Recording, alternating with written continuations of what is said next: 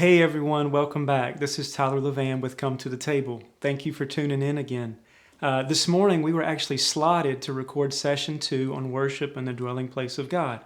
But due to some unforeseen circumstances, we're going to have to press pause on the series for a few weeks and devote ourselves to support raising. This will be the first time that we have done this as a ministry, but as we've pressed into the Lord in prayer, we feel like we have permission and even His direction that this is a step we need to take. Now, with the first session, I sent it to about 60 people, if I were to guess, somewhere in that range. And upon the recording of this video, we have 130 views. So that means that there are all different sort of levels of knowing you, the viewer. Some of you I've known for a long time and you're familiar with myself, my walk with the Lord and the ministry that we do. And others of you are not at all familiar. And so I'm actually going to make a little appeal today that if you would just do one thing wherever you're at, and as much as you know about me, would you be willing to ask the Lord and say, Father, is this something that you want me to partner with? And so that you have a little bit better idea of who you're partnering with and what Come to the Table does. I want to talk a little bit about in this video and then some subsequent videos about who we are and some of our core values. If I were to put a verse over the ministry, this is the verse that the Lord keeps bringing me back to. It's Acts 6:4. And in it, it says, but we must devote ourselves to prayer and to the ministry of the word. Now, if you know the context of Acts, a need has arisen, and it's those early apostles, and they're saying, hey, this is an important need. This is a need that we have to meet. This is a need that needs spirit-filled people, godly people, grace-filled people to complete this task. It's massively important. But if we were to give ourselves to this, it's actually a distraction. It doesn't have to do with who's better or whatever. It has to do with calling. And they say this, we must devote ourselves to prayer and to the ministry of the word. Now, that is what I believe my calling is, and that's what I believe our calling is as a ministry, to devote ourselves to prayer and to the ministry of the word. Let's take them one by one. First, they saw as part of their job that they were to pray. And I feel that burden. Unashamedly, I give hours of my week and hours of my work week to prayer, to fellowshipping with God, to communing with Him, but also interceding for His work and His purposes in the earth. This is never going to change. I plan for this to be something that deepens throughout my walk with Christ. And it's because of verses like John 15:5. Jesus said this to His followers. He said, apart from me, you can do nothing. But if you abide in me and I in you, you will bear much fruit. And He said, by this, my Father is glorified. And so I get it. I'm on board with Jesus, and I think, man, I am longing to see the glory of God made known in the earth and for His kingdom to advance and for hearts to come in contact with who He truly is. And me, within myself, within my flesh, with whatever gifts, abilities, talents that I have, I'm bankrupt to make that happen. And so therefore, I joyfully say, I need to abide in you, and I need you to abide in me. And so there's a devotion to prayer, and there's mobilizing others to pray. Secondly, it's the ministry of the word.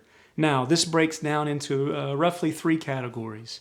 One is what you're watching right here. Under the Lord's direction, I felt led, and I felt like I heard His voice to say to start this YouTube channel.